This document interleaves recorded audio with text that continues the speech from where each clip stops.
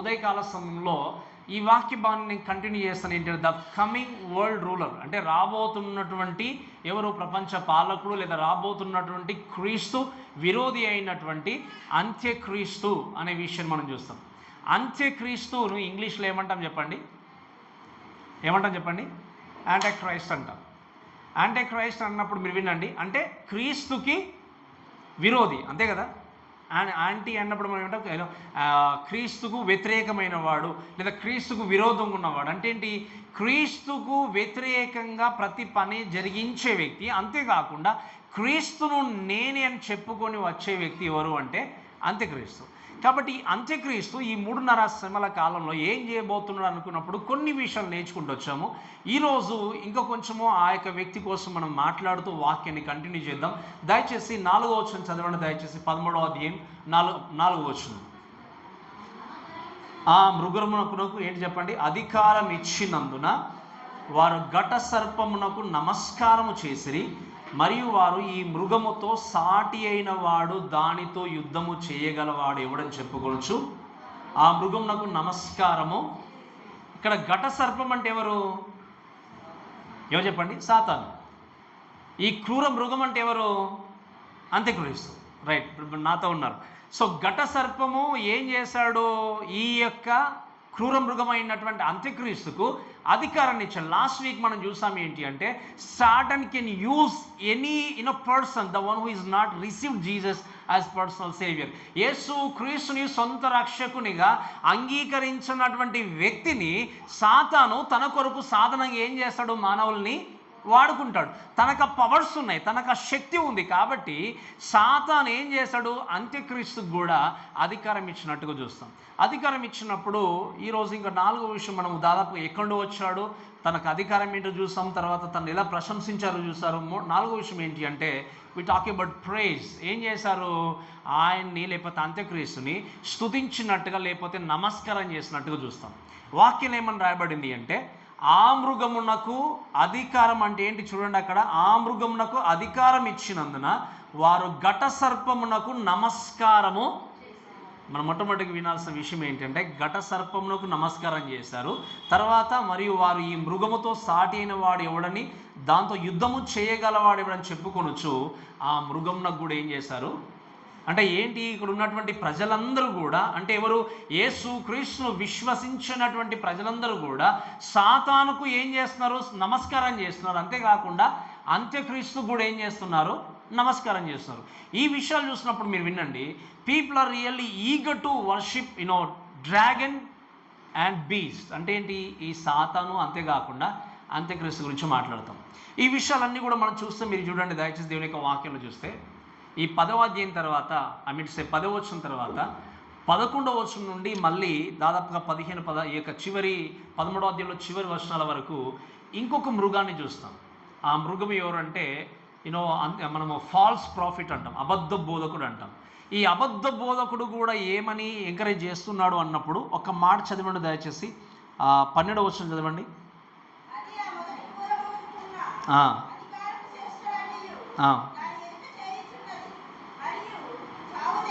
చావు దెబ్బ తగిలి బాగుపడి ఉన్న ఆ మొదటి మృగం అంటే ఆ యొక్క అంత్యక్రీస్తు. భూమి చదవండి. భూమియు దానిలో నివసించే వారును నమస్కారము చేయనట్లు అది ఏం చేస్తుంది? బలవంతం చేస్తుంది. అంటే అక్కడ ఉన్నటువంటి అబద్ధ బోధకుడుగా ఇంకొక మృగం మెన్షన్ చేయబడింది. అది కూడా ఏం చేస్తుంది అంటే మీరు వినండి, ఈ యొక్క అంత్యక్రీస్తుకు లోకంలో ఉన్న ప్రజలందరూ ఏం చేయాలి?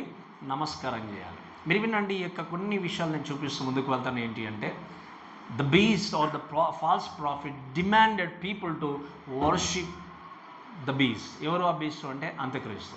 అంత్యక్రీస్తుకి సాతానుకు నమస్కారం చేయాలని చెప్పి ఏం చేస్తున్నాడు అంటే ఇక్కడ ఉన్నటువంటి ఫాల్స్ ప్రాఫిట్ బలవంతము చేస్తున్నాడని దేవుని యొక్క వాక్యం మనం చూస్తాం.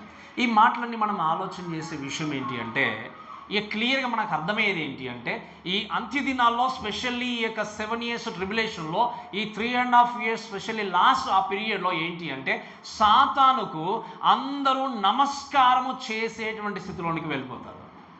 అందుకే మీరు చూడండి, ఇప్పుడు ఉన్నటువంటి ఈ పరిస్థితుల గురించి మాట్లాడినప్పుడు కూడా there are many times and many people ఏంటి అంటే సృష్టికర్త అయినటువంటి దేవుణ్ణి ఆరాధించడానికి బదులు సృష్టిని ఏం చేస్తున్నారు వినండి, పూజించే వ్యక్తులు ఉన్నారు. మీరు వినొచ్చు, సృష్టి వెనకాల ఉన్నటువంటి ప్రతి వస్తువును ప్రతిదాన్ని పూజించే వ్యక్తులు ఇండైరెక్ట్గా ఏంటి అంటే ఆ సాతానును ఆరాధిస్తున్నారని ఖచ్చితంగా వాక్యం రాయబడింది. వాక్యం ఏముంది అంటే, మీరు 1 కొరింథీయులకు రాసిన పత్రిక 10వ అధ్యాయం వెళ్ళిన తర్వాత చదువుకోండి. ఒక మాట ఏముంది అంటే, మీరు విగ్రహాలకు మొక్కకూడదు, ఎందుకంటే విగ్రహాలకు మీరు మొక్కుతున్నారంటే ఆటోమేటిక్గా ఏం చేస్తున్నారు, మీరు సాతానికి సాష్టంగపడి నమస్కారం చేస్తున్నారని అంటాడు. అందుకే విగ్రహాలకు బలిచ్చింది తినకూడదు, విగ్రహాలకు మొక్కకూడదు, దాని దగ్గర తినేసి ఇక్కడ బల్ల తీసుకుంటే మీరేం విశ్వాసం అని చెప్పి దేవుడు అక్కడ అపోస్తలుడైన పౌలు ఏం చేస్తాడు చెప్పండి, క్వశ్చన్ చేసినట్టుగా చూస్తాం.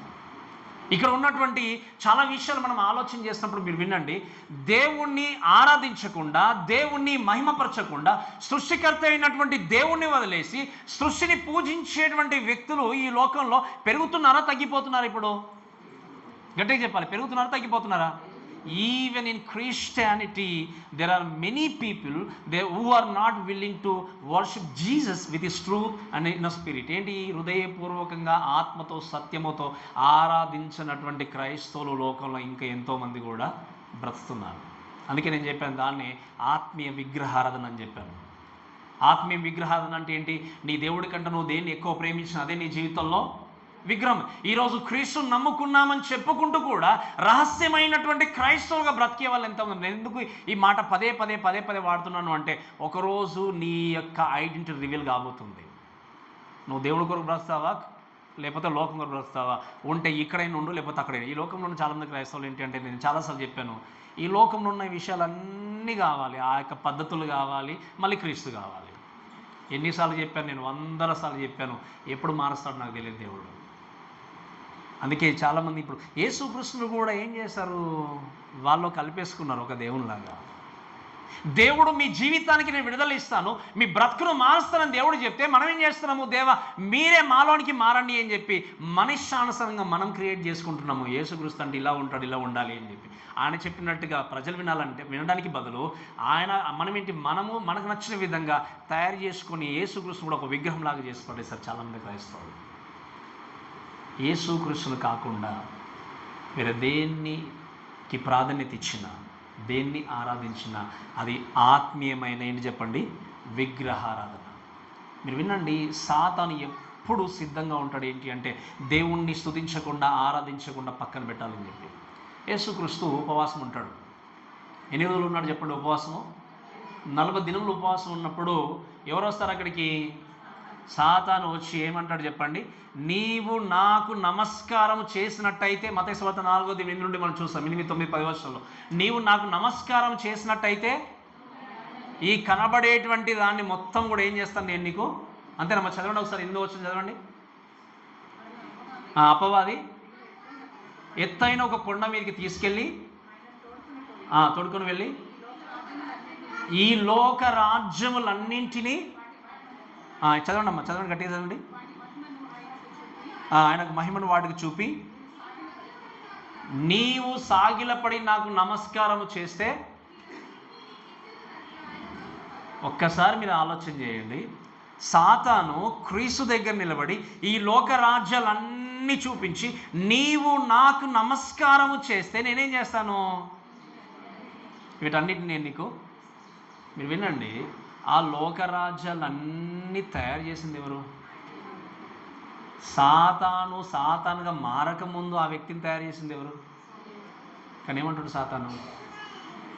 ఏమంటున్నాడు చెప్పండి దయచేసి ఏమంటున్నాడు? నీవు గనక నాకు ఒకవేళ నమస్కారం చేసినట్టయితే నేను ఏం చేస్తాను. ఆ మాట విని నిజంగా కోపం కంటే నవ్వు వస్తుంది, అంతే కదా. ఒక సృష్టికర్త అయిన దేవుని దగ్గర నిలబడి, ఈవెన్ తన ఉనికి కారకుడైనటువంటి క్రీస్తు ఎదుట నిలబడి నీవు నాకు నమస్కారం చేస్తే నేనేం చేస్తాను, ఈ లోకరాజ్యాలంటే నేను నీకు ఇచ్చేస్తాను. మీరు వినండి, సాతాను ఎంతగంటే యేసుక్రీస్తును శోధించి చివరికి యేసుక్రీస్తు అక్కడి నుండి వాక్యం చేత వెలుగొన్నట్టుగా మనం చూస్తాం.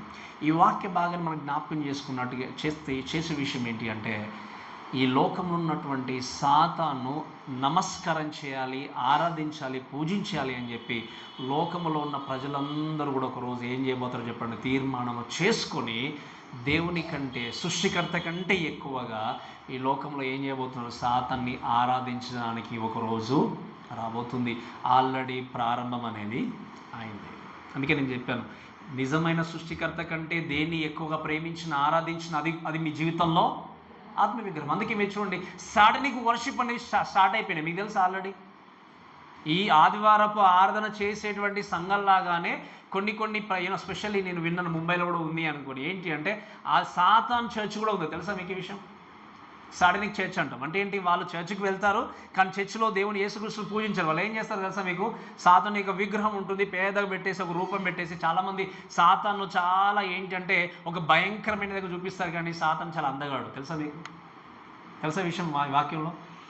ఈ వాజ్ సో హ్యాండ్సమ్, అంతేనే కదా? మీకు తెలుసు కదా ఈ వాక్యం, యెహెజ్కేలు గ్రంథం 28వ అధ్యాయం తర్వాత చదువుకోండి ఇంటికి వెళ్ళిన తర్వాత. ఈ వాజ్ సో హ్యాండ్సమ్. బట్ మీరు గమనించండి, ఎంత బాగా కనబడ్డా తన క్రియలు దేవునికి నచ్చే విధంగా లేవు. ఈ దేవునికి వ్యతిరేకంగా తిరిగాడు కాబట్టి ఏం జరిగింది, ఆ యొక్క దేవుని ఎదుట నిలవకుండా పడిపోయినట్టుగా చూస్తాం. మీరు గమనించండి, అటువంటి ఈ యొక్క వ్యక్తిని ఫాలో చేసేటువంటి గుంపు ఎంతోమంది ఉన్నారు. కాబట్టి సాతాను వర్షిప్ చేసేటువంటి సంఘాలు ఎన్నో ఉన్నాయి ప్రపంచంలో. ఇంకా నేను విన్నాను ఏంటంటే, ఒక అమెరికన్ నుండి వచ్చినప్పుడు ఆయన చెప్పాడు నాకు, వాళ్ళు ఈ గోళ్ళకు కూడా బ్లాక్ నీల్ పాలిష్ వేసుకొని, బ్లాక్ డ్రెస్సెస్ వేసుకొని, అండ్ ఇవన్నీ కూడా ఏంటి అంటే దర్ మూవింగ్ టువర్డ్స్ ఏంటి చెప్పండి, ఎట్ ద ఎండ్. ఇవన్నీ మనం వింటున్నప్పుడు నేనైతే బ్లాక్ డ్రెస్ వేసుకోవట్లేదు, నేనైతే సాతాను ఆరాధించట్లేదు, నేనైతే ఐఎమ్ హ్యాపీ అని అనుకుంటుంటున్నారేమో. కానీ వినండి, నిజంగా హృదయపూర్వకంగా మీ జీవితంలో దేవుడికి స్థానాన్ని మీరు ఇచ్చారు? My question, you may not wear like a black dress వేసుకోవట్లేదేమో, సాతాను పేరు తీయట్లేదేమో, లేకపోతే ఇంకేమైనా చేయట్లేదేమో, బయటకు మాత్రం కనబడట్లేదేమో. బట్ నిజంగా నీ హృదయంలో కరెక్ట్గా సరైనటువంటి స్థానాన్ని క్రీస్తుకు ఇచ్చి హృదయపూర్వకంగా దేవుణ్ణి ఆరాధిస్తున్నావు అన్నది చాలా ఇంపార్టెంట్. ఇది గ్రహించకుండా ఈ లోకంలో ఎంతోమంది ఇప్పుడు they're moving towards the end. మనకు తెలుసు, మనందరం కూడా అంత్య దినములలో ఉన్నాం.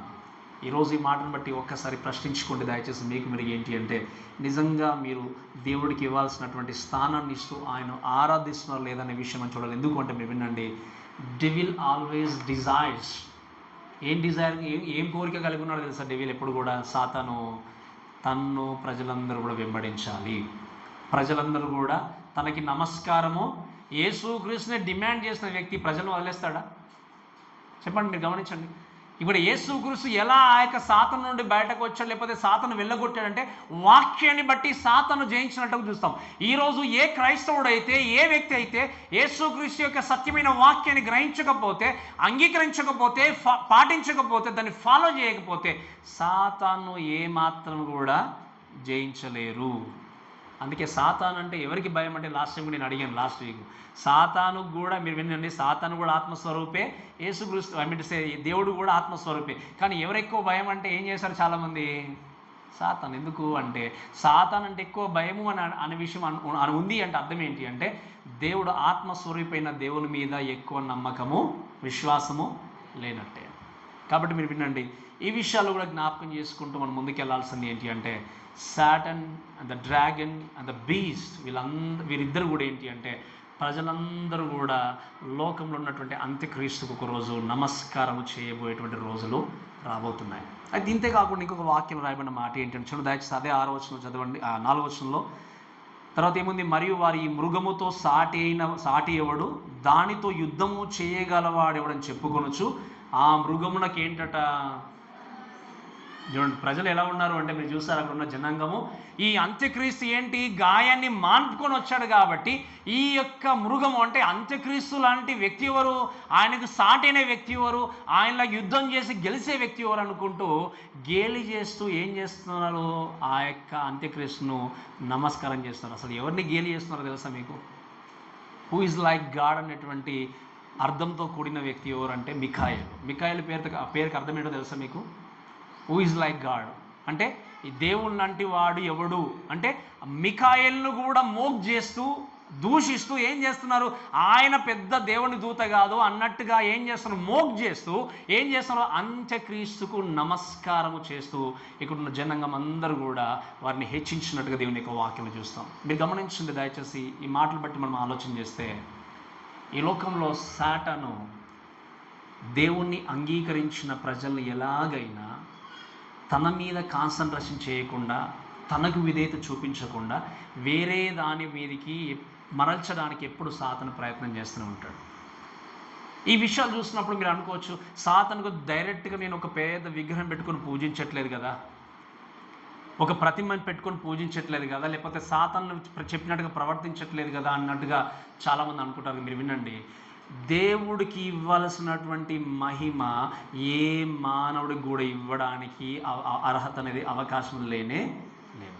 అందుకే దేవుడు ఒక మాట అంటాడు, నా మహిమను వేరొక వానికి నేను ఇచ్చువాన్ని కాను అంటాడు. ఈ లోకంలో మీరు గమనించండి, ఇఫ్ టైం కమ్స్, ఏంటి టైము మీరు గమనించండి, ఒకవేళ గవర్నమెంట్ ఇప్పుడు ఉన్నటువంటి గవర్నమెంట్లు కానీ ప్రపంచంలో, మనదే ఇండియానే కదా, చాలా చోట్ల చాలా క్లిష్టమైనటువంటి పరిస్థితుల గుండా ప్రపంచంలో ఉన్నటువంటి క్రైస్తవులు వెళ్తూ ఉన్నారు, భయంకరమైన సిచ్యువేషన్ గుండా వెళ్తూ ఉన్నారు. If you don't obey the law, if you don't obey the government, no you're going to die or you going to maybe lose many things అని చెప్పి ఆర్డర్స్ రాబోవచ్చు. ఇంకా క్లియర్గా చెప్పాలి అంటే, దేవుడు గవర్నమెంట్ ముందు ఉందనుకోండి, దేవుడికి వ్యతిరేకంగా ఒకవేళ పరిస్థితులు ఏర్పడ్డా, రూల్స్ అండ్ రెగ్యులేషన్స్ వచ్చినా దేనికి ఒబే చేయాలి చెప్పండి? గట్టిగా చెప్పాలి నాకు. మీరు అనొచ్చు, వాక్యంలో ఉంది కదా, రాజులను ప్రధానులను లేకపోతే గౌరవించాలంటే అన్నిటిని మనం గౌరవించాలి, కానీ దేవుడి కంటే దేనిని ఎక్కువగా మనము హెచ్చించడానికి వీలనేది లేదు. ఇంకా మనము ఈ మాటను బట్టి చూసే విషయం ఏంటి అంటే, దయచేసి గమనించండి, when people are obeying government more than God, they're actually obeying Satan. ఈ మాటని గుర్తుపెట్టుకోండి. when people are obeying government more than God, they're actually obeying Satan. అంటే ఏంటి? దేవుడు, మీరు వినండి, దేవుడి కంటే ఎక్కువగా లోకంలో ఉన్నటువంటి అధికారాలకి, లోకంలో ఉన్నటువంటి మనుషులకి, లోకంలో ఉన్నటువంటి రూల్స్ అండ్ రెగ్యులేషన్స్కి ఎక్కువ విధేయత చూపుతున్నారు అంటే అర్థం ఏంటి అంటే, వారు ఇంకా ఆటోమేటిక్గా ఇండైరెక్ట్లీ సాతానుకు విధేయులుగా జీవిస్తున్నారు అని లెక్క. మీరు అనొచ్చు, మీరు వినండి, ఈ మనం లోకంలో బ్రతికినప్పుడు, లోకంలో జీవించినప్పుడు వీటన్నిటికీ మనం విధేయులుగా ఉండాలి అంటే దేవుడే చెప్పాడు, మీరు రాజుల కొరకు ప్రధానుల కొరకు మీరు ఏం చేయమన్నాడు? ప్రార్థించమని చెప్పాడు. ఇవన్నీ గవర్నమెంట్స్ అన్నీ రావడానికి మూలకారకుడు ఎవరు చెప్పండి? యేసుక్రీస్తు. అధికారులను మార్చేవారు ఎవరు? యేసుక్రీస్తు.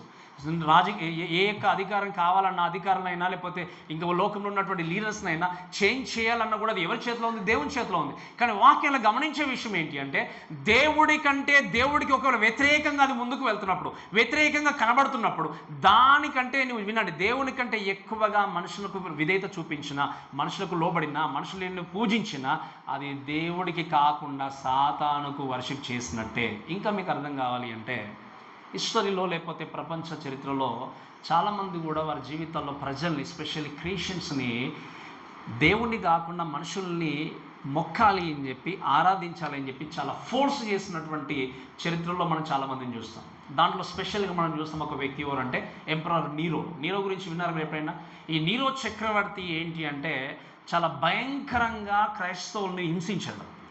ఈ క్రైస్తవులు హింసించాడు, ఏ విధంగా హింసించాడని ఆలోచన చేసినప్పుడు, వాళ్ళు అక్కడ అపోల్లో అన్నటువంటి ఒక దేవత ఉన్నప్పుడు, ఈ నీరో చక్రవర్తి ఏమన్నంటే, నేను అపోల్లో యొక్క అవతార పురుషుని అని చెప్పుకొని తన్ను తాను దేవునిగా చేసుకుంటూ ఏం చేశాడు? ప్రజల్ని మభ్యపెట్టి, ఖచ్చితంగా మీరు ఏం చేయాలి? నా మాటకు మీరు లోబడి ఖచ్చితంగా నమస్కారం చేయాలని చెప్పి ఒక రూల్ చేశాడు. ఇంకా చెప్పాలి అంటే, దేవుని యొక్క వాక్యంలో హిస్టారికల్గా మనం ఆలోచన చేసినప్పుడు ఒక గ్రూప్ ఏర్పరచుకున్నాడు. ఏంటి అంటే, దాన్ని మనము అగస్టీనియన్ అంటాం. అంటే ఈ గ్రూప్ ఎందుకు ఏర్పరచుకున్నాడు అంటే, పాటలు రాసి, పద్యాలన్నీ కూడా రాసి, ఆ పాటల ద్వారా ఈ నీరో చక్రవర్తిని గణపరచాలి అని చెప్పి ఒక గ్రూప్ని ఏర్పరచుకున్నాడు. ఇలా ఉంటుండగా కొద్ది రోజుల తర్వాత ఏం జరిగింది అంటే, తన కూతురు చనిపోయింది. కూతురు చనిపోయిన తర్వాత ఆ చనిపోయిన కూతుర్ని ఏం చేశాడో తెలుసా ఈయన? ఈమె మామూలు వ్యక్తి కాదు, ఈమె దేవత కుమార్తె, కాబట్టి ఏం చేయండి మీరు, ఈమెకు మీ దేవాలయంలో, గుళ్ళలో ఒక మంచి విగ్రహాలు పెట్టి ఆమెను పూజించాలని చెప్పి రూల్ తీసుకొచ్చాడు. ఎవరు? నీరో చక్రవర్తి. తనను మాత్రమే కాదు, తన చనిపోయిన కూతురును కూడా ప్రతి గుళ్ళో ఏం చేయాలి, విగ్రహాలు పెట్టి ఆ కూతుర్ని ఏం చేయాలి, బొమ్మను ఆరాధించాలి. ఇవన్నీ చెప్పిన తర్వాత ఎవరైనా క్రైస్తవుడు గనక, విశ్వాసి గనక ఈయన చెప్పినట్టుగా ఫాలో చేయకపోతే ఆయన చేసే విషయం ఏంటో తెలుసా, వారిని కత్తి చేత హతం చేయడం. ఏం చేయడం చెప్పండి, కత్తి చేత. అంటే వీళ్ళు ఏం చేశాడు, నీరో చక్రవర్తి మీకు దేవుడు కాదు, నేనే దేవుడిని, ఐ ఆమ్ ద గాడ్, నేను దేవుడిని అని చెప్పుకుంటూ లోకంలోనికి ఎంతోమంది వచ్చారు. ఈ వ్యక్తి కూడా కత్తి చేత హతం చేస్తూ ముందుకెళ్ళాడు. కానీ వాక్యులకు మాట ఉంది, మనుషుడు ఏమి విత్తునో. కానీ చివరికి ఎలా చనిపోయాడు తెలుసా నీరో చక్రవర్తి, కత్తి చేతనే ఆత్మహత్య చేసుకుని చల్పాల్సిన పరిస్థితి ఏర్పడింది. మనం చూస్తాం ఈవెన్ బబులోను దేశంలో ప్రతిమంది నిలబెట్టిన తర్వాత షద్రక్ మేషక్ అబేద్నెగో ఏం చేశారు చెప్పండి, ప్రతి వ్యక్తి దీనికి నమస్కారం చేయాలి, కానీ వీళ్ళు ఏం చేశారు, మేము మొక్కము. ఈ మాటలు వింటున్న ప్రేమ దేవుళ్ళ దయచేసి ఒకసారి ఆలోచన చేయండి. ఇవన్నీ జరిగాయి, విన్నాము, అన్నీ చేశాం. ఆ బబులోను దేశంలో ఆ యొక్క సిచ్యువేషన్ జరిగింది. ఆదిమ సంఘ చరిత్రలో ఆ యొక్క యేసుక్రీస్తు కాలం తర్వాత ఆదిమ సంఘస్థులు ఎంతో పరిశుభ్రత గుండా, శ్రమల గుండా, కష్టాల గుండా వెళ్ళి మీరు ఒకవేళ మాకు మొక్కకపోతే మీరు ఏం చేయాలి, ఖచ్చితంగా ప్రాణాలు కోల్పోవాలనుకున్నప్పుడు ప్రాణాలు సైతం ఇచ్చిన వాళ్ళు ఉన్నారు, కొంతమంది భయపడి లోబడి జీవించిన వాళ్ళు ఉన్నారు. ఇటువంటి పరిస్థితులన్నీ చరిత్రలో జరిగాయి. మన దగ్గర దాకా రాలేవంటారా? ఇటు గెట్ మీ వింటున్నా, నా మాటలు వింటున్నా దయచేసి, మన దగ్గర దాకా రాలేవంటారా? వస్తే పరిస్థితి ఏంటి? అవును, మీకు దేవుడు కాదు ముఖ్యమో, మీరు నిజంగా మాతో బ్రతకాలి అంటే, మాతో ఉండాలి అంటే, మీ ఆస్తిని నిజంగా మీరు గమనించండి. మీరు దేవుడిని అంగీకరిస్తే, లాస్ట్ టైం నేను చెప్పినట్టుగా మీకు ఆస్తి ఉండదు, అంతస్తు ఉండదు, స్థలం ఉండదు, ఏది ఉండదు. ఈ లోకంలో మీ దేవుడు అంటే దేవునితో బ్రతకండి, మీకు ఏది ఇవ్వబడదు అంటే ఏం చేస్తారు? కేవలం మనుషులు మాత్రమే మాకు నమస్కారం చేయకపోతే, మేము చెప్పినట్టుగా వినకపోతే, మీకు కావాల్సిన మేము ఏమి ప్రొవైడ్ చేయలేము, ఏమి ఇవ్వలేము అంటే మన పరిస్థితి ఏంటి, మీ పరిస్థితి ఏంటి? మీరు వెంట ప్రేమ దయబిడ్లారా, హిస్టరీలో చరిత్రలో ఇవన్నీ జరుగుతూ వచ్చాయి. ఇటువంటి పరిస్థితులు మళ్ళీ లోకంలోనికి రాబోతాయి.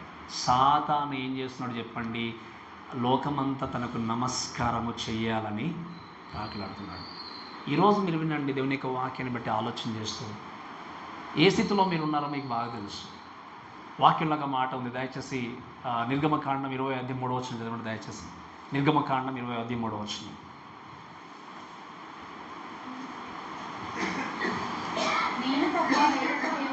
నేను తప్ప వేరొక దేవుడు నీకు ఉండకూడదు. పైన ఆకాశం అందే కానీ, క్రింద భూమి అందే కానీ, నీళ్ళ అందే కానీ, దేంతరైనా విగ్రహం నైన్లో చేసుకొనకూడదు అనేటువంటి మాట మనం క్లియర్గా చూస్తాం. నేను తప్ప వేరొక దేవుడు మీకు ఉండకూడదు. పైన ఆకాశం ఎందే కానీ, క్రింద భూమి ఎందే కానీ ఎవరు కూడా నా ప్లేస్లో ఇంకొక వ్యక్తిని మీరు క్రియేట్ చేసుకోవడానికి వీలనేది. నేను అడిగే ప్రశ్న ఏంటి అంటే, నిజంగా ఈరోజు మీరు 100% దేవుని మహిమ కొరకే బ్రతుకుతున్నారా? ఆయన మహిమ కొరకే జీవిస్తున్నారా? లేదా ఇంకా ఎవరినైనా ఒక వ్యక్తిని విగ్రహంలో చేసుకొని జీవిస్తున్నారా? ఈరోజు నిజంగా ఇక్కడ కూర్చున్న ప్రతి వ్యక్తి కూడా అవును, నేను నిజంగా ప్రభా మిమ్మల్ని మహిమపరచాలని, మిమ్మల్ని సంతోషపరచాలని, మీ కొరకు నా జీవితాన్ని కొనసాగించాలని, ఏది జరిగినా ఏ విధంగా నా జీవితంలో నష్టమైన కష్టమైనా కూడా కాంప్రమైజ్ కాకుండా మిమ్మల్ని సంతోష పెట్టాలని ఇక్కడికి నేను వచ్చాను అని చెప్పి ఎంతమంది చెప్పగలరు? అలా మీరు లేరు అంటే మీకు ఇంకొక దేవుడు ఉన్నట్టు. మళ్ళీ చెప్తున్నా, అలా మీరు లేరు అంటే మీకు ఇంకొక దేవుడు, ఆ దేవుడు మనిషే కావచ్చు, సంఘంలోనే కావచ్చు, సంఘ బయటనే కావచ్చు, వస్తువే కావచ్చు, ఏదైనా కావచ్చు, మీకు ఇంకొక దేవుడు ఉన్నాడు. ఇంకొక దేవుడు ఉన్నాడు అంటే దేవుడు నిజంగా మీకు అంటే తెలియదు. We're here to worship our Jesus. మనందరం కూడా బోడౌన్ కావాల్సింది, నమస్కారం చేయాల్సిన దేవుడికి మాత్రమే. అందుకే దేవుడు, నేను తప్ప వేరొక దేవుడు మీకు ఉండకూడదు. ఈ మాటలు విని దయచేసి హృదయాన్ని ఒకసారి పరీక్షించుకుంటూ దయచేసి ముందుకు వెళ్ళాల్సిన మనం చేస్తుంది. ఎందుకు అంటే రాబోయేటువంటి రోజులు ఎంత కఠినంగా ఉండబోతున్నా కూడా మనము నేర్చుకోవాల్సిన సత్యం ఏంటి అంటే, ఆయన కొరకు జీవించే వ్యక్తులుగా తప్పకుండా ముందుకు వెళ్ళాలి. అఫ్కోర్స్ ఆ రోజుల్లో మనం ఉండబోము. ఎవరైతే యేసుక్రీస్తును నమ్ముకుంటారో, సంరక్షణగా అంగీకరిస్తారో ఆ శ్రమల కాలంలో ప్రవేశించారు. కానీ నేను చెప్పే మాట ఏంటి అంటే, ఆ శ్రమల కాలంలో ప్రవేశించను అన్నటువంటి నమ్మకం కూడా ఉండాలి. ఈరోజు నమ్మకం అంటే ఏంటి? యేసుక్రీస్తు వస్తే ఖచ్చితంగా నేను ఏం చేయాలి? ఎత్తబడాలి. ఎత్తబడకపోతే నెక్స్ట్ సెకండ్ ఏంటో తెలుసా? నెక్స్ట్ సెకండ్ ఇంకా నెక్స్ట్ మినిట్ ఏంటంటే శ్రమల కాలం ప్రారంభం, అంత్యక్రీస్తు లోకానికి రావడం. ఇంకా దాని నుండి ఎస్కేప్ అవడానికి వీలనేది లేనే లేదు. సో నాట్ ఓన్లీ ప్రేస్, ఇంకో అదర్ థింగ్ మనం చూడండి దయచేసి. వర్స్ 5 చదవండి దయచేసి. 5 వచనాలు. డంబపు మాటలను దేవదూషణను పలుకు ఒక నోరు దానికి ఇయ్యబడిను, మరి 42 నెలలు తన కార్యము జరపని అధికారం దానికి ఏర్పాటాయను. గనుక దేవుని దూషించుటకును ఆయన నామమును ఆయన గుడారమును పరలోక నివాసం దూషించక అది తన నోరు. ఈ వచనాలు చాలా జాగ్రత్తగా వినండి, మీకు బాగా అర్థమవుతాయి. చాలా జాగ్రత్తగా వినాలి. ఇంకొక విషయం ఏంటి అంటే లైక్ ప్రైడ్ ఆర్ మేబీ ఫ్రైడ్నెస్ ఆర్ మేబీ ఇంకా మనం ఆలోచన చేసే విషయం ఏంటి? అరెగెన్స్ అంటాం. ఈ అంత్యక్రీస్తు ఏం చేస్తున్నాడు? నమస్కారము, అందరి చేత నమస్కారం చేయించుకునే వ్యక్తి ఉన్నాడు. ఇంకొక విషయం ఏంటంటే గర్వాన్ని కలిగి డంబమును కలిగి ఏం చేస్తున్నాడు? జీవించే వ్యక్తి ఉన్నాడు. అందుకే వాక్యం రాయబడిన విషయం ఏంటి అంటే మీరు చూడండి 6వ వచనంలో, గనుక దేవుణ్ణి దూషించుటకును ఆయన నామమును ఏంటట ఆయన గుడారమును పరలోక నివాసం దూషించుటకు అది నోరు తెరిచెను. 5వ వచనంలో కూడా డంబపు మాటలు దేవదూషణలు పలుకుటకు దానికి నోరు. ఈ నోరు ఎవరిచ్చారు తెలుసా మీకు? ఎవరిచ్చారు చెప్పండి? ఇలా మాట్లాడడానికి దేవుడు ఇచ్చాడు పర్మిషన్. దేవుడు కొద్ది కాలం మాత్రమే పర్మిషన్. ఎంతకాలం ఇచ్చాడు? 42 months, అంటే 3.5 సంవత్సరాలు నువ్వు ఏం చేస్తావు చేసుకో అని చెప్పి ఏం చేస్తాడు దేవుడు? ఆ యొక్క సాతానికి అంత్యక్రీస్తుకు అధికారం ఇచ్చేస్తాడు, అవకాశం ఇచ్చాడు. అవకాశం ఇచ్చినప్పుడు వాక్యం రాబడిన మాట ఏంటి అంటే డంబపు మాటలు పలుకుచు దేవుణ్ణి దూషిస్తూ ఈ అంత్యక్రీస్తు ఏం చేస్తాడు చెప్పండి? లోకంలో సంచరిస్తాడు. అందుకే దాన్ని మనం బ్లేస్ఫెమీ అంటాం. ఈ విషయాలు మనం చూస్తే ఏంటి అంటే దయచేసి వినండి. ఈ బ్లేస్ఫెమీ గురించి మాట్లాడినప్పుడు మనము చూసే విషయం ఏంటి అంటే దేవుడికి వ్యతిరేకమైనటువంటి మాటల్ని మాట్లాడము, దేవుడికి వ్యతిరేకంగా ప్రజలను నిలబెట్టి వారు కూడా వ్యతిరేకంగా మాట్లాడే విధంగా చేయడం. ఈ విషయాలన్నీ చూస్తే మీరు గమనించండి. ఇవన్నీ కూడా ఏంటి అంటే దేవుని యొక్క వాక్యంలో మనం క్లియర్గా ఆలోచన చేస్తే 5-6 వర్షాల్లో చూస్తే రాబడిన విషయాలు ఏంటి అంటే 42 months 42 నెలలు ఈ విషయాలు మాట్లాడినప్పుడు 6వ వచనంలో ఒక మాట రాయబడింది ఏంటి అంటే దేవుణ్ణి దూషించుటకు. మొట్టమొదటికి ఏంటి చెప్పండి? ఎవరిని దూషించుటకు? అందుకే ఇప్పుడు ప్రస్తుతము ఇవన్నీ కూడా అంత్య దినాల్లో శ్రమల కాలంలో జరుగుతాయి అని వాక్యం వింటున్నాం. ఇవన్నీ జరుగుతాయని విన్నప్పుడు ఈ చదువుతున్నటువంటి మాటలు ఇక్కడ నిజంగా మనమున్నటువంటి ఈ రోజుల్లో ప్రారంభం కాలేదంటారా? కొన్ని జరుగుతలేవంటారా చెప్పండి? అఫ్కోర్స్ మనం శ్రమల కాలంలో ఉన్నాం, బట్ కొన్ని ఏంటి దేవుణ్ణి దూషించుటకు అంటే ఇప్పుడు మనం చూస్తాం. నేను చాలాసార్లు చెప్పిన ఒకప్పుడు యేసుక్రీస్తు గురించి లేకపోతే క్రైస్తవుల గురించి లేదా చర్చ్ కోసము ఎవరైనా కొంచెం వేరే వ్యతిరేకంగా మాట్లాడాలి అంటే ఏం చేసేవాళ్ళు? చాలా ఆలోచన చేసేవాళ్ళు, భయపడేవాళ్ళు. ఇప్పుడు మీరు ఏ సోషల్ ప్లాట్ఫామ్ ఓపెన్ చేయండి, మనం ఒక్క కామెంట్ కూడా చదవలేము. ఇంకా కేవలం మనుషులనే కాదు, క్రైస్తవులనే కాదు, దేవుణ్ణి దూషించేటువంటి వ్యక్తులు ఎంతోమంది లోకంలోనికి వెళ్ళారు, లోకంలో బయలుదేరారు, లోకంలో జీవిస్తూ ఉన్నారు. మీరు వినండి, దేవుణ్ణి దూషించేటువంటి ప్రజల మధ్యలో మనం నివసిస్తున్నాం. అంతేకాకుండా వాక్యం ఏమో దేవుణ్ణి దూషించడం మాత్రమే కాదు, వాక్యం ఏముంది అంటే ఆయన నామమును ఆయన గుడారం అంటే టెబర్నికల్ను పరలోక నివాసం అంటే ఏంటి? పరలోకాన్ని లేకపోతే పరలోకంలో ఉన్నటువంటి క్రైస్తవుల్ని ప్రతి ఒక్కరిని కూడా ఏంటంటే దూషించుటకు అది నోరు తెరిచి ఏం చేస్తుంది? అక్కడ ఉన్నటువంటి ప్రజలను ఎంకరేజ్ చేస్తూ దేవాతి దేవుడైనటువంటి క్రీస్తును దూషిస్తూ వెళ్తూ ఉన్నారు. ఇప్పుడు జరుగుతున్న పరిస్థితులు ఏంటి ఆలోచన చేయండి. ఇప్పుడే ఇలా ఉన్నాయంటే రాబోయే శ్రమకాలంలో ఇంకా ఎలా ఉంటాయో ఒకసారి ఆలోచన చేయొచ్చు. ఇప్పుడు చూడండి, ఒక వ్యక్తిని దూషించే విషయానికి వచ్చినప్పుడు ఏమాత్రం ఆలోచన విధానం లేని స్థితిలో ఉన్నారు మనుషులు. ఇప్పుడు యేసుక్రీస్తుని కానీ క్రైస్తవుని కానీ దేవుడికి వ్యతిరేకంగా మాట్లాడే విషయాలు కానీ ఈజీగా మాట్లాడే స్థితిలో లోకం తయారైపోయింది. దాని కారణం ఏంటి అంటే మానవులు సాతాను యొక్క ఆధీనంలో ఉండడం. ఇంకొక కోణంలో ఆలోచన చేస్తే మీరు వినండి, మిమ్మల్ని బట్టే కదా నా నామం అన్ని జనుల మధ్యలో.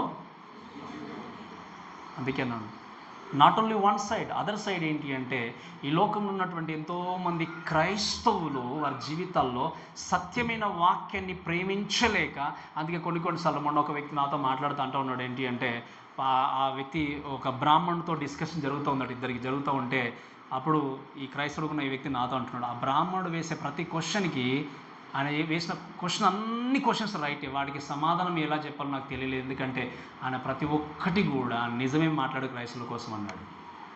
ఆయన అన్నాడు ఒక మాట ఏంటి అంటే, దేవుడు చెప్పినట్టుగా మీరు ఎందుకు జీవించట్లేదు అన్నట్టు ఆయన. ఎవరు? బ్రాహ్మణుడు. ఆయన అన్నట్టు ఏంటి అంటే, నేను అన్ని మతాలను ప్రేమిస్తాను, కానీ క్రైస్తవులు ఉన్నటువంటి చాలామంది క్రైస్తవులు బ్రతుకుతున్నారు, కానీ యేసుక్రీస్తు చెప్పింది ఒకటైతే మీరు చేసేది ఒకటి, కాబట్టి అందరూ దాదాపుగా నాలాంటి వాళ్ళు దేవుని దగ్గరికి రాలేకపోతున్నారు.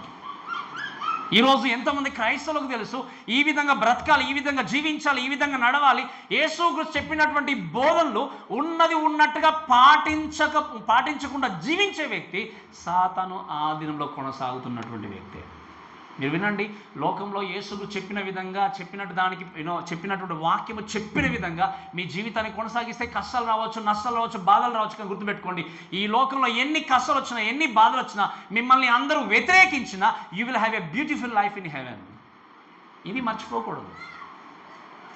ఈరోజు నాకు ఈ లోకంలో నేను సంతోషం కావాలి, లోకంలో నాకు అన్నీ కావాలి, లోకంలో నిజంగా నేను కాంప్రమైజ్ అయితే అయిపోతానులో ఉన్న ఎంతకాలం ఇంకెప్పుడు బ్రతికేది, ఇప్పుడే కదా సంపాదించుకోవాల్సింది, ఇప్పుడే కదా సంతోషించాల్సింది, ఇప్పుడే కదా నా కుటుంబం బాగుండాల్సింది అని చెప్పేసి పరిగెత్తుతూ దేవుని ప్రక్కన పెట్టి కాంప్రమైజ్ లోకంలో బ్రతికే, నేను మళ్ళీ చెప్తున్నాను ఈ విషయం ఏంటి అంటే, ఈ లోకము శాశ్వతమైనది కాదు. ఈ లోకంలో మీరు ఉండలేరు ఎల్లకాలము, నేను ఉండలేను. మనందరం కూడా యాత్రికులం. ఎవరని చెప్పండి? యాత్రికులం అంటే అర్థం ఏంటి? ఏం చెప్పండి? చూసి పోవడానికి. అందుకే నేను చాలాసార్లు చెప్పాను, మన అందరము కూడా ఈ లోకాన్ని చూసి వెళ్ళడానికి వచ్చిన వాళ్ళమే. ఒక బస్సులో మనం ప్రయాణం చేస్తున్నామంటే ఎప్పుడు డెస్టినేషన్ అప్పుడు దిగిపోవాల్సింది. అలా ఈ ప్రయాణంలో ఎప్పుడు దేవుడు మనల్ని పిలిస్తే అప్పుడు ఏం చేయాలి? మనం లోకాన్ని వదిలేసి వెళ్ళిపోవాల్సిందే. ఒక్క మాట చెప్తాను, వినండి, చాలా జాగ్రత్తగా వినండి. లోకములో సంతోషంగా ఉన్నా, ఏ లోటు లేకుండా ఉన్నా, ఎవరితో మనకు విరోధాలు లేకుండా ఉన్నా కూడా, అసలు మీ కూర్చున్న దగ్గరికి అన్నీ వచ్చే స్థితిలో మీ జీవితం ఉన్నా, లేదా ఇంకొక ప్రక్క చాలా పేద స్థితిలో ఉండి కష్టాలు అనుభవిస్తూ నష్టాలు అనుభవించిన, ఎవరు ఏ విధంగా జీవించినా ఈ ఇద్దరు కూడా లోకంలో శాశ్వతంగా ఉండడానికి లోకానికి రాలేదు. మనకు best story from the Bible ఏంటంటే లాజరస్ అండ్ రిచ్ మ్యాన్. ధనవంతుడు ఉన్నాడు, అనుభవించాల్సిన అన్నీ కూడా అనుభవించాడు. అందుకే ఒక మాట చెప్తాను ఈ యొక్క ధనవంతుడి కోసం. ధనవంతుడు ప్రార్థన చేశాడు, మొరపెట్టుకున్నాడు. తెలుసా మీకు? ఎక్కడ మొరపెట్టుకున్నాడు? గట్టిగా చెప్పాలి, ఎక్కడ? ఆ మొరపెట్టుకోవడం ఏదో ఒక్కడ జస్ట్ మొరపెట్టుకోవాల్సిన ఆ ప్రార్థన ఏదో, ఆ మొర ఏందో చేసే ఆ ప్రదేశం కాకుండా ఇంకొక ప్రదేశంలో చేసి ఉంటే తన జీవితం మారిపోయింది. ఏ ప్రదేశం? భూమి మీద బ్రతుకున్నప్పుడు. ప్లేస్ మారింది, మనిషి ఆయనే, కానీ ప్లేస్ మారింది, కానీ చేసేటువంటి టైం మారిపోయింది. ఆ మొర, ఆ ప్రార్థన ఆయన మరణించక ముందు చేస్తుంటే పరలోకం వెళ్ళిపోయేవాడు. కానీ జరిగింది ఏంటి? నరకానికి వెళ్ళి ఎంత బాధపడినా, ఎంత రియలైజ్ అయినా, ఎంత గోజాడినా, ఏడ్చుకుంటూ ప్రార్థన చేసినా విడుదల అనేది లేనే లేదు, అవకాశం అది లేనే. కాబట్టి మీరు వినండి, ఈరోజు దేవుడు మనందరికీ అవకాశం ఇస్తూ ఉన్నాడు, ఛాన్సెస్ ఇస్తూ ఉన్నాడు. ఎవరిని నిజంగా మీరు ఘనపరుస్తూ మహిపరుస్తూ వెళ్తున్నారనే విషయాన్ని గుర్తుపెట్టుకుని ముందుకు వెళ్దాం. ఎందుకంటే సాతాను, యాంటీ క్రైస్ట్ ఏం చేస్తుందంటే, ఇక్కడ ఉన్నటువంటి లోకంలో ఉన్న ప్రజలందరినీ కూడా దేవుణ్ణి దూషించడానికి పురిగొల్పుతాడు. ఒక మాట చెప్పండి దయచేసి, 16వ అధ్యాయం 9వ వచనం, ప్రకటన గ్రంథం 16వ అధ్యాయం 9వ వచనం.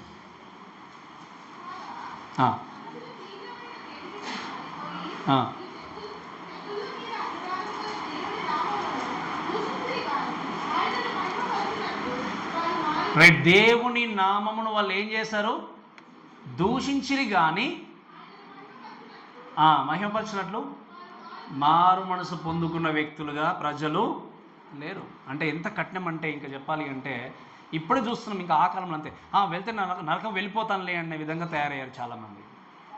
అనడానికి చాలా ఈజీయే, వ్యతిరేకించడం చాలా ఈజీయే, కానీ సమయం వచ్చినప్పుడు, ధనవంతుడు బాధపడేటువంటి సమయం వచ్చినప్పుడు, అయ్యో నేను ఎందుకు వెళ్ళలేకపోయాను, ఎందుకు వ్యతిరేకించిన, ఎంత బాధపడినా ప్రయోజనం అది లేనే లేదు. కాబట్టి మీరు వినండి, సాతాను ప్రక్కనే ఉండి ఈ లోకంలో ప్రజలందరినీ మోసం చేస్తూ దేవునికి వ్యతిరేకమైనటువంటి మాటలను మాట్లాడే విధంగా సాతాను తీసుకెళ్తున్నాడు.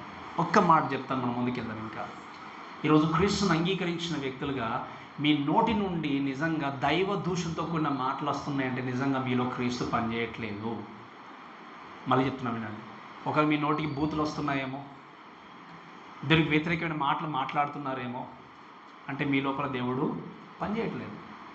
ఎవరు ఆధీనంలో ఉన్నారు మీరు? సాతాను ఆధీనంలో ఉన్న వ్యక్తి మాత్రమే దైవ దూషణ విషయాలు మాట్లాడగలడు. సాతాను యొక్క ఆధీనంలో ఉన్న మాత్రమే బూతులు మాట్లాడగలడు. ఈరోజు అందుకే నేను చెప్తున్నా వినండి, మీ నోరు, మీ ప్రవర్తన ఎలా ఉందో ఒకసారి దయచేసి చెక్ చేసుకోండి.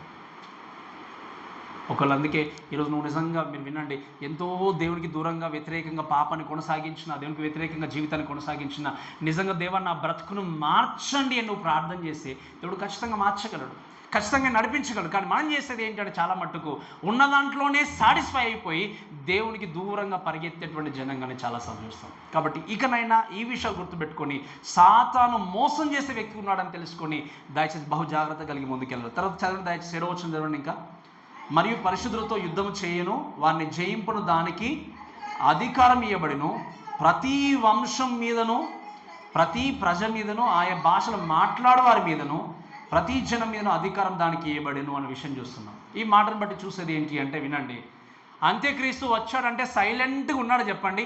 తనకున్నటువంటి అధికారం చేత ఇంకా వెంబడించడానికి ద అదర్ థింగ్ ఏంటంటే పర్స్యూట్ యాక్టివిటీ ఏంటి, ఏం పని చేస్తున్నాడు అంటే మీరు వినండి, he has a hatred towards the saints. ఏం చేస్తున్నాడు? దేవుణ్ణి అంగీకరించిన ప్రతి వ్యక్తి మీదకి వ్యతిరేకంగా అంత్యక్రీస్తు లేవడము మొదలుపెట్టాడు. అందుకే వాక్యం రాయబడిన మాట ఏంటి అంటే, మరియు పరిశుద్ధులతో యుద్ధము చేయను, వారిని జయింపను, దానికి ఏం చేయబడింది? అధికారం ఇవ్వబడిను. కాబట్టి ప్రతి వంశము ప్రతి భాష అంటే వినండి, లోకంలో యేసు క్రీస్తుని అంగీకరించిన ప్రతి వ్యక్తిని ఏం చేస్తున్నాడు చెప్పండి? అంత్యక్రీస్తు యుద్ధం చేస్తూ బాధ పెడుతున్నాడు. ఒకటి జరుగుతుంది, వినండి జాగ్రత్తగా. ఆ యొక్క కాలంలో అంత్యక్రీస్తు యుద్ధాన్ని చేయడానికి సిద్ధపడ్డప్పుడు క్రీస్తు కొరకు బ్రతికేటువంటి వ్యక్తులను హింసిస్తూ తీసుకెళ్లే వ్యక్తిగా ఉంటాడు. ఒకవేళ క్రీస్తు కొరకు ఇంకా అలానే బ్రతకని ఎన్ని శోధనలు వచ్చినట్టే చివరికి చంపడానికి కూడా అంత్యక్రీస్తు వెనకాడాడు. అంటే వారు అక్కడ ఆ కాలంలో క్రైస్తవులుగా దేవుణ్ణి అంగీకరించిన వ్యక్తులుగా జీవించే ప్రతి వ్యక్తి కూడా ప్రతి క్షణం కష్టం గుండా వెళ్ళాల్సిందే. ఎంతకాలము? 3.5 years. తదుపరి అంతిమ విజయము యేసుక్రీస్తు. అందుకే మీరు వినండి, తాత్కాలికమైనటువంటి శ్రమల్ని, శోధల్ని, కష్టాల్ని చూసి పర్మనెంట్గా శాశ్వతంగా ఉండేటువంటి రాజ్యాన్ని మీరు ధిక్కరిస్తున్నారేమో. నేను మళ్ళీ అడుగుతున్నాను వినండి, తాత్కాలికంగా ఉండేటువంటి కష్టాలను చూసి, బాధలను చూసి మీకు శాశ్వతంగా ప్రశాంతతను అనుగ్రహించే యేసుక్రీస్తుని ధిక్కరిస్తున్నారేమో. అందుకే చెప్పాను, ఈ లోకము ఎప్పుడూ శాశ్వతమైంది కాదు. అందుకే ఎవరైనా చనిపోయిన పాడమని పాడుకుంటాం, పరదేశమో ప్రియులారా అనే పాడమని పాడుకుంటాం. అంటే ఈ లోకము మనది కాదు, మనం పరదేశులం.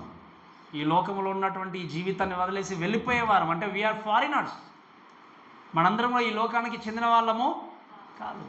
ఈ తాత్కాలికమైన ఆనందము కొరకు ఎల్లకాలం ఉండబోయేటువంటి శాశ్వతమైన ఆనందాన్ని కోల్పోయే స్థితిలో ఉన్నట్టయితే దయచేసి పరీక్షించుకుంటూ తప్పకుండా ముందుకు వెళ్ళాలి.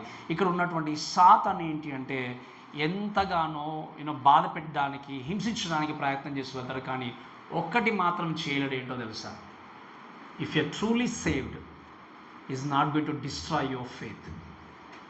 ఐ మీన్ టు సే, నువ్వు నిజంగా రక్షింపబడిన వ్యక్తి అయితే నీ రక్షణను నిజంగా డిస్ట్రాయ్ చేయడం కానీ, దొంగిలించడం కానీ సాతాను చేయలేడు. అందుకే ఇంకో మాట నేను చెప్పేది విషయం ఏంటి అంటే, యేసుక్రీస్తు మనల్ని ప్రేమించలేదా? అందరిని ప్రేమించాడు కదా. యేసుక్రీస్తు యొక్క ప్రేమ నుండి ఏదైనా మనల్ని ఎడబాపుతుందా? వేరుపరుస్తుందా? గట్టిగా చెప్పాలి నాకు. ఏదైనా మీ జీవితంలో మీరు దేవుణ్ణి ప్రేమిస్తున్నప్పుడు, దేవుడు మిమ్మల్ని ప్రేమిస్తున్నప్పుడు, ఏదైనా ఒక వస్తువు, ఒక మనిషి వచ్చి మీకు దేవునికి ఉన్న ప్రేమను దూరం చేస్తున్నాడా? చేస్తాడా? చెప్పండి, గట్టిగా చెప్పాలి నాకు. వాక్యంలో ఏముంది? దేవుని ప్రేమ నుండి మనల్ని ఎడబాపువాడు రోమపత్రిక 8వ అధ్యాయంలో. అది కరువైన, హింసైన, ఏదైనా కూడా, ఏది కూడా యేసుక్రీస్తు యొక్క ప్రేమ నుండి మనల్ని ఎడబాపదు. ఎప్పుడో తెలుసా ఇది? నిజంగా నీవు యేసుక్రీస్తును సొంత రక్షకుడిగా నువ్వు విశ్వసించినట్లయితే. నీ జీవితంలో క్రీస్తుకు నిజంగా స్థానం ఉన్నట్టయితే ఆ ప్రేమను అర్థం చేసుకోగలవు, ఆ సంబంధాన్ని కలిగి ఉండగలవు. ఒకవేళ క్రీస్తు నీ హృదయంలో లేకపోతే నువ్వు దేవుని ప్రేమను ఏమాత్రం గుర్తిరగలవు. నిజంగా క్రీస్తు ప్రేమను నువ్వు గుర్తిరిగినట్టయితే ఎన్ని శోధనలు వచ్చినా, ఎన్ని కష్టాలు వచ్చినా, ఎన్ని రకాల ఇబ్బందులు ఎదురైనా కూడా నువ్వేం చేయగలవు? దేవుడు కొరకు గొప్ప సాక్షిగా లోకంలో జీవించగలవు. అందుకే నేను చెప్తే మాట ఏంటి అంటే, మరలా చెప్తున్నా వినండి, you will have a troubles. మీరు ఖచ్చితంగా మనకు రాబోయే కాలంలో శోధనలు ఉండొచ్చు, కష్టాలు ఉండొచ్చు, ట్రబుల్స్ ఉండొచ్చు, ట్రయల్స్ ఉండొచ్చు. కానీ దేవుడు మనతో ఉన్నాడనే విషయం ఎప్పుడు కూడా మర్చిపోకూడదు. ఎన్ని కష్టాలు ఎదురైనా, ఎన్ని శోధనలు ఎదురైనా దేవుడు మాత్రం మనల్ని విడిచిపోలేదు. అందుకే మనం చాలాసార్లు మీరు జ్ఞాపకం చేసుకుంటే, మన దగ్గర అన్నీ ఉన్నప్పుడు అందరు చుట్టూ ఉంటారు చాలా మటుకు. ఏం లేని స్థితిలోకి వచ్చినప్పుడు ఏం జరుగుతుందో చెప్పండి? ఏం జరుగుతుందో చెప్పండి? చాలా మటుకు కొన్నిసార్లు కుటుంబస్తులే వదిలేసి వెళ్ళిపోవచ్చు మనల్ని. కానీ ఏ స్థితిలో ఉన్నా, నువ్వు కష్టంలో ఉన్నా, బాధలో ఉన్నా, లేకపోతే రిచ్ పర్సన్గా జీవించినా, ఏ స్థితిలో ఉన్నా కూడా నిన్ను విడవకుండా, వదిలేయకుండా నీ ప్రక్కనే ఉండే ఏకైక వ్యక్తి ఎవరంటే యేసుక్రీస్తు మాత్రమే. ఈ గొప్ప దేవుణ్ణి కలిగి ఉన్న మనందరం కూడా ఒక్కసారి నీ జీవితాన్ని పరీక్షించుకోండి. ఎటువంటి సంబంధాన్ని మీరు ఏర్పరచుకొని జీవిస్తున్నారు? ఇంకొంచెం ముందుకెళ్దాం చూడండి. అంతేకాకుండా ఇక హేట్రెడ్ టువర్డ్స్ సెయింట్స్ని కలిగి ఉన్నా కూడా ఇంకేం చేయబోతున్నాడు అంత్యక్రీస్తు అంటే, మీరు వినండి, ఇవన్నీ కార్యక్రమాలు చేసినప్పుడు ఈ will have a lot of followers people, lot of devotes. అంటే ఏంటి? ఇటువంటి గొప్ప కార్యాలు చేసినప్పుడు ఇక మనుషులు ఏం చేస్తారు చెప్పండి? అలా సత్యం ఉందా, అసత్యం ఉందా ఏమీ లేదు, కానీ కనబడినంటే చాలు పరిగెత్తేటువంటి జనంగాని మనం చూస్తాం. అంతే కదా? ఇప్పుడు చూడండి, మంచికి ఎక్కువ ఫాలోవర్స్ ఉంటారా, చెడుకి ఎక్కువ ఫాలోవర్స్ ఉంటారా? ఇంకంటే చెప్పాలి, అంతే కదా? దాంట్లో ఎంతవరకు సత్యం ఉంది, దాంట్లో ఎంతవరకు నిజం ఉంది. అందుకే నేను చెప్తాను, ఈ మనిషిలో ఎక్కడ అనేది మనుషులను బట్టి మనము, ఒకవేళ ఒక వ్యక్తిని బాగా ఇష్టపడారనుకోండి, మీరు ఆ వ్యక్తి డబ్బున్న వ్యక్తి కావచ్చు, గౌరవం ఉన్న వ్యక్తి కావచ్చు, బాగున్నాయి అనుకోండి, ఆయన మాట్లాడేది తప్పైనా ఏదైనా సత్యమే కనబడుతుంది. అంటే ఏంటి అర్థము? సత్యం నువ్వు ప్రేమించట్లేదు. దేన్ని ప్రేమిస్తున్నావు నువ్వు? మనిషిని. మనిషి ఉంటాడు, పోతాడు. సత్యము వాక్యం ఏముంది? నీ వాక్యము ఎల్లప్పుడూ గడ్డి ఎండును, పువ్వు వాడిపోను, కానీ నీ వాక్యము సదాకాలము నిలుచునని పేతురు అంటాడు. ఈ లోకంలో మనుషులుగా మనం వాడిపోతాం, మనుషులుగా లోకంలో మన జీవితం ముగిసిపోతుంది. కానీ సత్యమైనటువంటి క్రీస్తు, సత్యమైన వాక్యము ఎల్లకాలము నిలిచి ఉంటుంది. అందుకే మనం జ్ఞాపకం చేసుకోవాల్సింది ఏంటి అంటే, to whom you are following today. ఎవరు నువ్వు వెంబడిస్తున్నావు? సత్యాన్ని వెంబడిస్తున్నావా? సత్యాన్ని వెంబడిస్తూ అబద్ధంలో జీవించే వ్యక్తిని వెంబడిస్తున్నావు? ఒకసారి ఆలోచన చేయండి. ఆది నుండి సాతాను సత్యంలో ఉన్నాను అనుకుంటూ మనుషులను మోసం చేస్తున్నాడు. అందుకే వాడుకున్న పేరేంటి చెప్పండి? అబద్ధీకుడు. అబద్ధానికి జనకుడు అనే విషయం చూస్తాం మనం యోహాను సువార్త 8:44 అబద్ధానికి ఏంటి చెప్పండి? సాతాను జనకుడు. ఈరోజు నిజంగా నువ్వు క్రీస్తును ప్రేమించే వ్యక్తివి అయితే సత్యాన్ని ప్రేమించే వ్యక్తి ఉంటావు, కానీ సత్యము లేని వ్యక్తిని ప్రేమించే వ్యక్తి ఉండలేవు. ఈరోజు నిజంగా ఒక్కసారి ఈ విషయం గుర్తుపెట్టుకోండి. మనం ప్రయత్నం చేస్తూ పరిగెత్తు పాల్పొందులు పొందుకుందాం. ఏంటి అంటే వినండి, ఇక్కడ ఉన్నటువంటి ఈ వ్యక్తులు అంత్యక్రీస్తును ఎంతగానో వెంబడిస్తున్నారు. చూడండి, దయచేసి మీరు చదవండి, 8వ వచనం చదవండి. భూనివాసులందరూ అనగా ఉత్పత్తి మొదలుకొని వధింపబడి ఉన్న గొర్రెపిల్ల యొక్క జీవ గ్రంథమందు ఎవరి పేరు రాయబడలేదో వారు ఆ మృగమునకు నమస్కారము. వినండి, మళ్ళీ చదవండి, ఏముంది చక్కగా మీకు అర్థమవుతుంది. అక్కడ వాక్యం ఏముంది? 8వ వచనంలో, లోకంలో ఉన్న ప్రజలందరూ అనగా గొర్రెపిల్ల అంటే జగతుత్పత్తి మొదలుకొని, అంటే మొట్టమొదటిగా ఉన్నటువంటి ఆదాము కాలం నుండి, ఆ టైం నుండి ఇప్పటి వరకు ఎవరైతే వధింపబడి ఉన్న గొర్రె పిల్ల యొక్క జీవ గ్రంథమందు ఎవరి పేరు రాయబడలేదో వారందరూ ఏంటంటే చెప్పండి? వారందరూ కూడా ఆ మృగానికి నమస్కారము చేయుదురు అని దేవుని యొక్క వాక్యం మనం చూస్తున్నాం. ఈ విషయాలు చూసినప్పుడు దయచేసి వినండి. గొర్రెపిల్ల రక్తములో కడగబడకుండా ఉండేటువంటి వ్యక్తుల యొక్క పేర్లు జీవగ్రంథంలో లిఖింపబడవు. జీవగ్రంథంలో లిఖింపబడినటువంటి ప్రతి వ్యక్తి కూడా ఏం చేస్తాడు? అంత్యక్రీస్తుకు నమస్కారము చేయబోతున్నాడు. అంటే మీరు గమనించండి, those names are not listed or not written in the book of life. జీవగ్రంథంలో రాయబడినటువంటి ప్రతి ఒక్కరి పేరు ఉన్నటువంటి వాళ్ళందరూ కూడా సాతానుకు, అంత్యక్రీస్తుకు నమస్కారం చేసే స్థితిలో ఉంటారు. కానీ వాక్యంలో మనం చూసే విషయం ఏంటి అంటే, కానీ ఎవరైతే జీవగ్రంథంలో పేర్లు ఉంటాయో వారు మాత్రము సాతానికి నమస్కారము చేయలేరు. ఈ మాటలు బట్టి కొంచెం మనం ఆలోచన చేసి దయచేసి ముందుకు వెళ్దాం.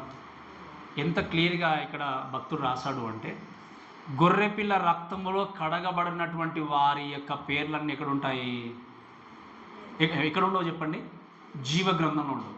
అందుకే ఈరోజు యేసుక్రీస్తును అంగీకరించిన వ్యక్తిగా మనకు విడుదల దొరికిందంటే దేన్ని బట్టి దొరికింది? మనకి ఆయన యొక్క రక్తము ద్వారా విడుదల పొందుకున్నాం కాబట్టి, ఆయన రక్తములను విమోచించింది కాబట్టి, ఆ రక్తము ద్వారా విడుదల పొందుకున్నటువంటి మన పేర్లు ఎక్కడున్నాయి? నేను అడుగుతున్న ప్రశ్న, నిజంగా మీ పేరు జీవగ్రంథంలో ఉందా?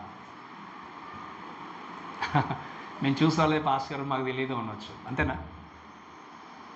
మీరు చూడండి, జీవగ్రంథంలో మీ పేరు ఉండాలి అంటే ఆయన రక్తానికి విలువ ఇవ్వాలి. జీవగ్రంథంలో మీ పేరు ఉండాలి అంటే ఆయన రక్తంలో మీ జీవితం కడగబడాలి. ఆయన రక్తాన్ని అలక్ష్యం చేసే వ్యక్తి, ఆయన త్యాగాన్ని అలక్ష్యం చేసే వ్యక్తి, ఆయన రక్తంలో కడగబడినటువంటి ఏ వ్యక్తి యొక్క పేరు కూడా జీవగ్రంథంలో ఉండదు. జీవగ్రంథంలో పేరు లేని ప్రతి వ్యక్తి కూడా నరకానికి. ఈరోజు మన పేర్లను ఎక్కడెక్కడో, అందుకే మనం అనుకుంటాం ఏంటంటే శిలాపలకాలపైనో లేకపోతే మన కొన్ని ప్లేస్ చూస్తాం అక్కడ రాతి పలకలతో చెక్కబడినట్టుగా, వీటి మీద కాదు మన పేర్లు లిఖించాల్సింది. ఎక్కడ చెప్పండి? అందుకే మనుషులు కూడా చూడండి, మనకి ఎన్ని పేర్లు లిఖించి పెట్టినా ఏం చేసినా, ఒకవేళ నిజంగా మనిషి ఒక వ్యక్తిని ప్రేమించాలి అంటే బయట శిలాపలకాల మీద పేర్లు రాయకపోయినా వాళ్ళ హృదయాల్లో రాసుకునే విధంగా మన జీవితాన్ని కొనసాగించాలి. That's very important. ఈరోజు నువ్వు బయటకు ఎన్ని పేర్లు కనబడ్డా ఉపయోగం లేదు. అందుకే దేవుని కృపల్ల మన సంఘం వీఆర్ వెరీ సేఫ్. కొన్ని సంఘాలు చూస్తే ఇంకా చర్చ్లో ఫ్యాన్ మీద పేరు ఉంటుంది, చైర్ మీద పేరు ఉంటుంది, అన్నిటి మీద పేరే. కొన్ని సంఘాలు చూస్తాం. ఎవరి కోసం ఇస్తున్నారు, ఎవరి కోసం చేస్తున్నారు ఇవన్నీ కూడా? కవర్ మీద పేరు రాస్తాం, నేనే ఇక నాది గుర్తుపెట్టుకోవాలి మా వాళ్ళందరూ అని చెప్పి. పేరు లేకపోతే నువ్వు దేవుడు చూడు, నీ పేరు లేకపోతే కవర్ మీద పేరు రాసే ఇవ్వాలా? ఎక్కడున్నాం మనం చెప్పండి? దేని గురించి ఆలోచన చేస్తాం ఇంకా మనం? దాని అర్థం ఏంటంటే నన్ను రికగ్నైజ్ చేయాలి. నా పేరు ఇక్కడ ఉంది అంటే అర్థం ఏంటి? ఈ పలాని వ్యక్తి తీసుకొచ్చారు, ఇది పలాని వ్యక్తి మనకు స్పాన్సర్ చేశారు. అందుకే వాక్యం ఏముంది? నువ్వు కుడి చేతితో ఇచ్చింది. కానీ మనం ఏం చేస్తాము? దేవుడు చూడకపోయినా పర్లే, మనుషులు మాత్రము చూడాలి. నిజంగా తాత్కాలికంగా మీరు ఆశ్రదించబడచ్చు, కానీ permanently you are really losing yourself. ఈరోజు మీరు వినండి, ఇక్కడ దేవుని యొక్క వాక్యంలో చూస్తే సాతాను యొక్క ప్రజలందరూ అంటే విభజించే వాళ్ళందరూ కూడా పరిగెత్త ఉన్నారు. దానికి కారణం ఏంటంటే వినండి, ఆ వ్యక్తి యొక్క చేసే సూచక్రియలు మహత్కార్యాలు చూసి అయ్యో నిజంగా ఎంత గొప్పవాడని పరిగెత్తున్నారు. కానీ జీవ గ్రంథంలో మా పేరు ఉండాలి అంటే ఈ లోకంలో మేము ఎన్ని కష్టాలు వచ్చినా కూడా క్రీస్తు కొరకు సాక్షిగా బ్రతకాలన్న విషయాన్ని మర్చిపోయారు. అందుకే నేను అడుగుతున్న ప్రశ్న ఈరోజు ఏంటి అంటే, whom you are worshiping today? నిజంగా ఎవరిని నువ్వు ఆరాధిస్తున్నావు? నిజంగా నీ పేరు జీవగ్రంథంలో ఉందా? జీవగ్రంథంలో నీ పేరు లేకపోతే నువ్వు ఎంతకాలమో ఎంత చక్కగా జీవించినా, ఎంత చక్కగా బ్రతికినా కూడా, ఎన్ని రకాల కానుకలు తీసుకొచ్చినా కూడా, ఏది చేసినా కూడా నీ జీవితానికి ప్రయోజనం లేదు. నీవు పరలోకానికి వెళ్ళడానికి అవకాశం లేదు. ఈరోజు వినండి, ఎంత చక్కగా మనం కంఫర్ట్ ఇక్కడ కూర్చుంటున్నాం. కొన్ని సందర్భాల్లో అందుకే నేను కొన్నిసార్లు అనుకుంటాం, ఇటువంటి ఈ స్థలం లేకుండా, ఈ విధంగా ఆరాధించలేకుండా ఎక్కడో రేకుల షెడ్లో కూర్చుండి ఎక్కడో ఆరాధించేటువంటి మనుషులు ఎంతోమంది ఉన్నారు. ఈరోజు మనకు అన్నీ ఉండి కూడా ప్రశాంతంగా దేవుని వాక్యం వినలేకపోతున్నాం, అర్థం చేసుకోలేకపోతున్నాం, వాక్యానుసంగా బ్రతకలేకపోతున్నాం. అండ్ ద డే కమ్స్ ఒకవేళ మా ఫ్రెండ్ మనం డిస్కస్ చేస్తూ ఉన్నాం, చాలా డిస్కస్ చేస్తూ ఉంటే ఆయన మాట్లాడుతూ ఏమంటున్నారంటే, మేబీ రాబోయే కాలంలో సంఘాలు ఉండకపోవచ్చు, ప్రతి ఇల్లే ఒక చర్చిలాగా తయారైపోతుందేమో. కాబట్టి అటువంటి కైండ్ ఆఫ్ సిచ్యువేషన్లో మొత్తం కూడా లోకంలోకి రాబోతుంది. కాబట్టి ఉన్నటువంటి బిలీవర్స్ని వాక్యము చేత మనం ఏం చేయాలి? బలపరచాలని చెప్పి ఆయన ప్రతి చర్చెస్కి వెళ్ళి టీచ్ చేసి వస్తూ ఉంటాడు. ఈరోజు టీచింగ్ లేని చర్చెస్ ఎన్నో ఉన్నాయి. టీచింగ్ లేకపోతే నీ జీవితం బ్రతక వేస్ట్. క్రైస్తవుడు నేను జీవించలేవు. సడన్గా గవర్నమెంట్ వచ్చి క్లోజ్ చేసామనుకోండి, పరిస్థితి ఏంటి? నెక్స్ట్ మూమెంట్ ఏంటి చెప్పండి? మీరు ఇక్కడ సరిగా నేర్చుకోకపోతే, టీచింగ్ నేర్చుకోకపోతే నెక్స్ట్ సెకండ్ ఏంటి? మీరు ఎక్కడ కూర్చుండి ఆరాధించొద్దు అని రూల్ పాస్ చేశారనుకోండి, ఏంటి పరిస్థితి? ఇంతకాలం నిజంగా మీరు సరిగా వింటే మీరు హృదయంలో ఉంటుంది వాక్యం, వినకపోతే.